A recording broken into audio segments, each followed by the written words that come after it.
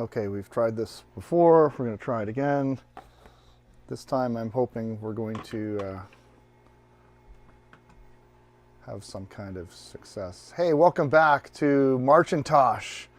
I'm Craig from Computer Compulsive, and we're going to take a look at yet another 128K. And I've titled this stream, Will the Real 128K Please Stand Up?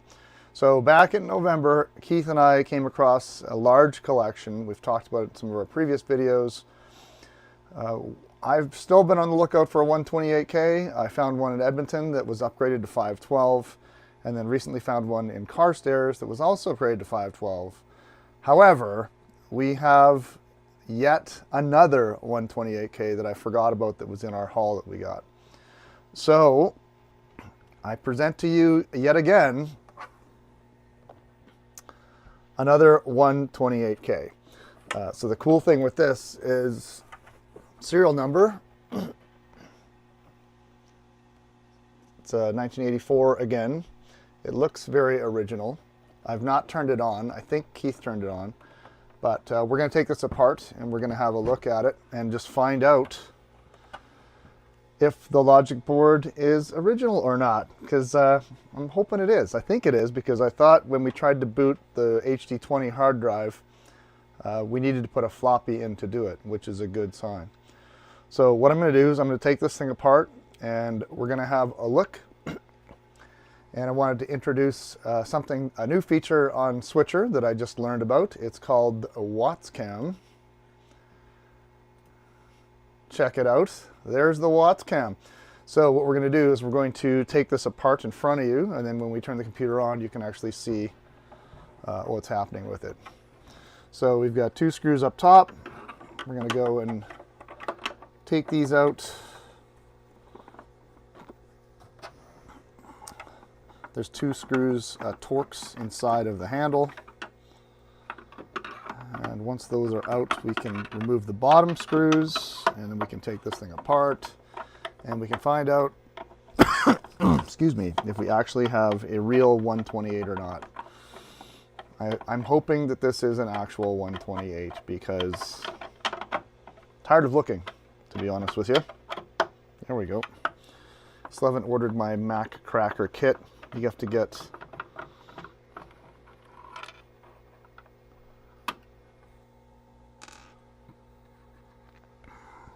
and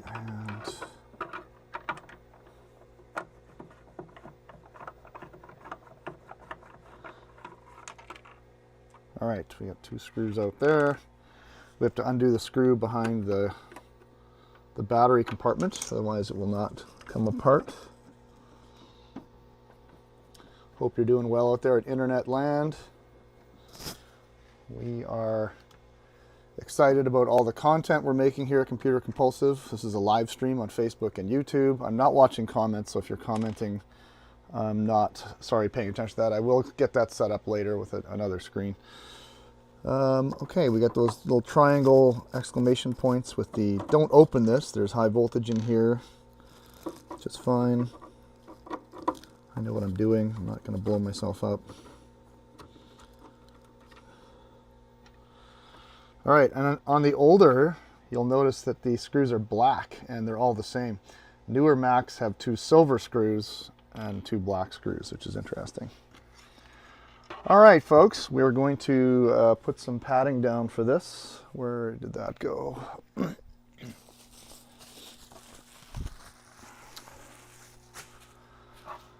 We're going to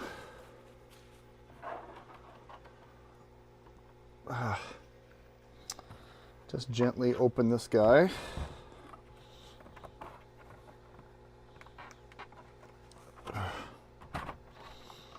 Okay, that's good. Then we need to just gently pop out the bottom. Okay, that was easier than I thought. Oh, again, we've got those interesting teeth around the CRT. CRT tubes. The liner. Let's take that apart and see what's going on. Oh, there's a date code on the CRT. That's fun. Looks like a quality sticker. 5/22/84. I wonder if that matches up with the manufacture date of the computer. We'll find out. All right, so back to the WattsCam. You can see we've got our logic board down here. It looks fairly corroded, but we're going to pull it out and we're going to see if this thing's been modified. Oh, this is cool.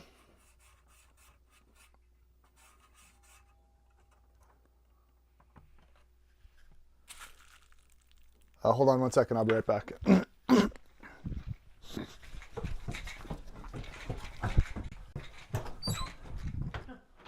Sorry. Hi, come on in. I got your space set up over here, so I'm just downstairs for a bit.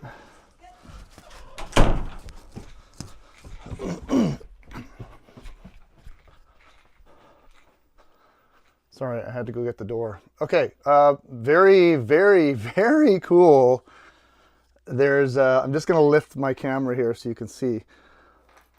This might be more significant than we think it is.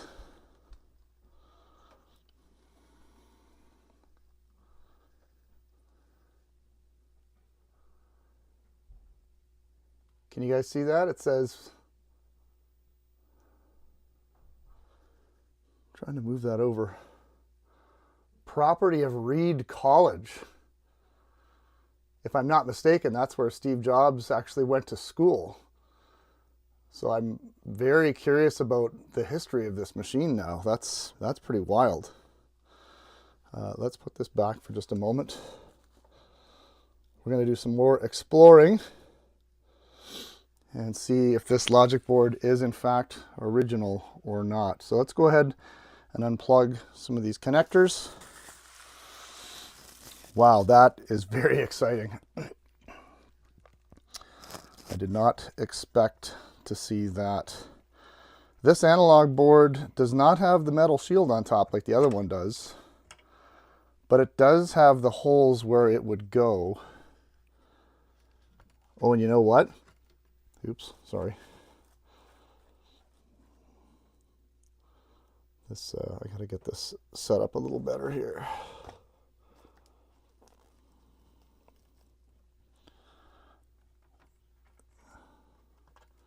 It looks like this has never been off, but then it also looks like someone put an extra sticky pad on. So maybe it has been worked on. I might have to get Keith to look at this. I'm trying to find the date code on the analog board, but we'll look at that later. Oh, I see another weird type board in here. Okay, we've removed the floppy connector and we've removed the logic board connector. Now it's time to pull out the logic board and have a look and see what's going on with this thing.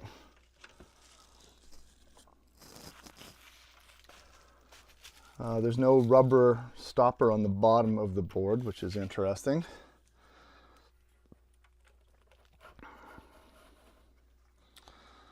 Taking the logic board out gently, carefully.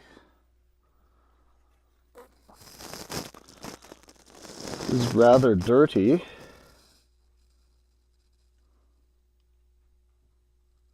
Original 68,000. There's another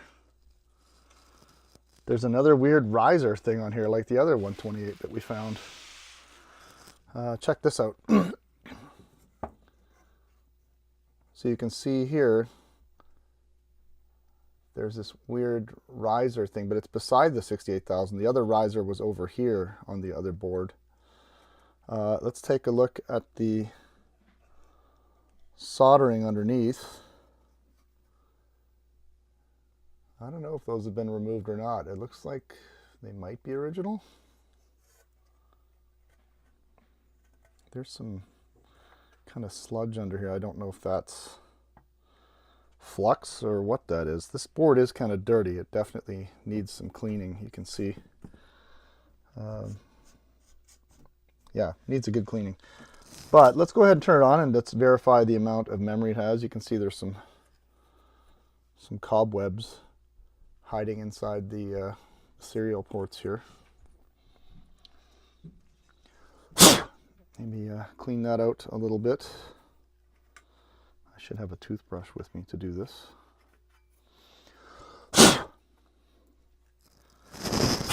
Oh, there's a bit of corrosion on the ports themselves. A little green, but nothing like tragic or anything. Oh. All right, we're going to boot this thing up. We're going to fire up our MacDraw MacDraw floppy, and we're going to see if this thing has the goods, if it's an original 128 or not. So stay tuned. We'll be there with you shortly. Just going to grab my keyboard and mouse.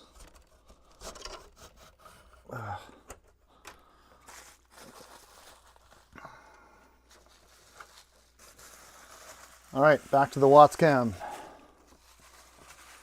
What's on the screen cam? That's what that stands for. We're going to be using this regularly, and I've got a little arm I can put it on to put it at different angles, which is cool. Floppy drive. Whoa, interesting. MFD. That looks... I wonder if this is an 800K drive in here. I wonder if the ROMs might have been updated. I didn't take a close look at that, but we'll find out in a moment. Big question right now is, does it have 128K or 512K on it? So that's what I'm interested in learning. So we got our power cable here. Let's maybe hook up our keyboard first. There we go.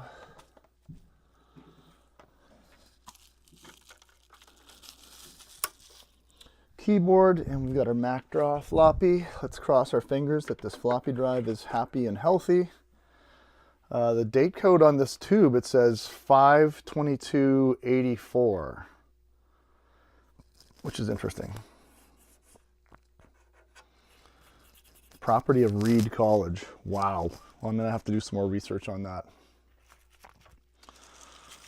If this thing is from Reed College, then I'm definitely very curious about what its role was, and if maybe Steve Jobs had something to do with these machines in Reed College. I'll dig into the internet and do some warning high voltage. Samsung. So this is not a Clinton tube. This is a Samsung tube made in Korea.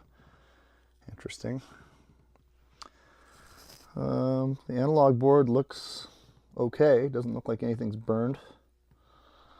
The major pin for the CRT, usually there's one pin that's burnt. It doesn't look bad. All right, let's fire up the power, and we should hook up a mouse as well before we get too excited.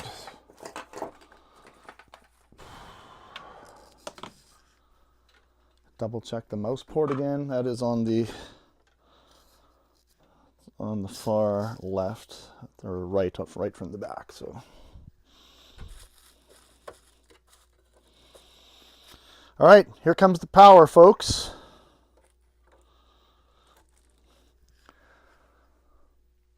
Watts Cam in 3, 2, 1. We got a chime. Floppy drive sounds like it's working. We got our floppy icon. It's a little flickery, but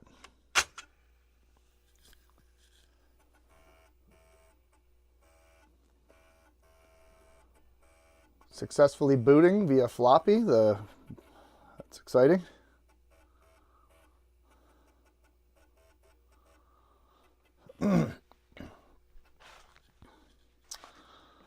We're in the Finder again, folks. Drum roll, please. Ka-chang. 512. Oh, man, I cannot win. Every time. Every single time. All right, well, cannot, 128s, just like, has any 128s not been modified? That's the third one in a row. Every time I think I've got a 128, it's a 512 for some crazy reason. So we're going to shut the broadcast down because I got some other stuff I got to do this morning. But good news is floppy drive works, mouse works, keyboard works. The analog board is working, but there's a little bit of flickering on the screen. Let me just check the brightness for a second. Oh, sorry, you're not watching what I'm doing here. We'll go back to the Watts cam. Whoosh! That's fun. Brightness does adjust, so that's cool. There's a good chance this analog board probably needs some work if it's never been touched in the 40 some years that this thing's existed. Yeah, okay. Well, nonetheless, I'm excited. We've got another 128 that's been upgraded to a 512, which means that little riser chip, this does say 1983 on the logic board. So the 1983 on the logic board suggests it's a 128. It's originally 128, but it's again been upgraded. So we could downgrade one of these things, but it'd be nice to find one that's actually not been modified. But it's working. Floppy drive works. I believe this works with the... Actually, let's try booting this with the smart port, or sorry, HD20 mode just before we wrap up the stream. So last time we were with you, we tried booting to HD20 from the floppy EMU. So I'm just going to shut this down and we're going to try that again because I think this one can handle it. We'll see. Turning that off, plugging in the floppy EMU from Big Mess of Wires. If you do not have a floppy EMU, highly recommend you get one.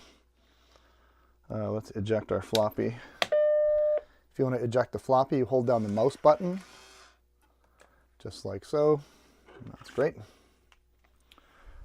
Crazy, crazy, crazy. 128s and 512s. Macintosh hard disk, next change disk. Let's go ahead and see if we can.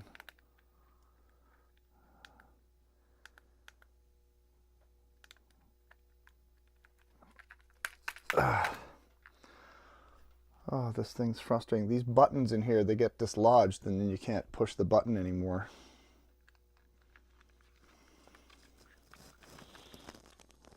Ugh.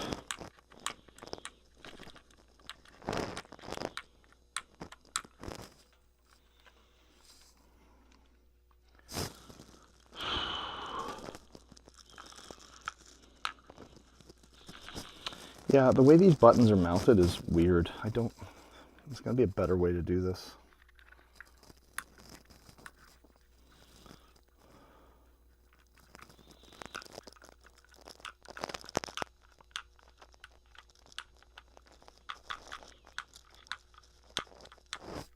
Oh, sorry about this, folks.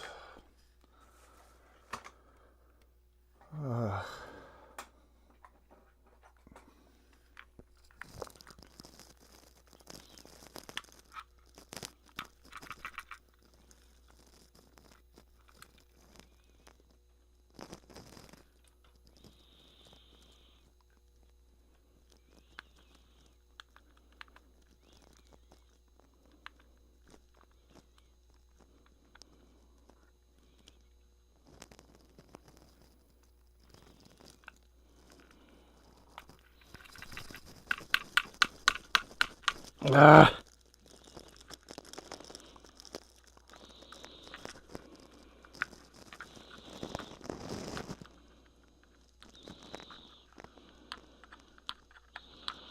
I'm gonna have to like get in here and glue.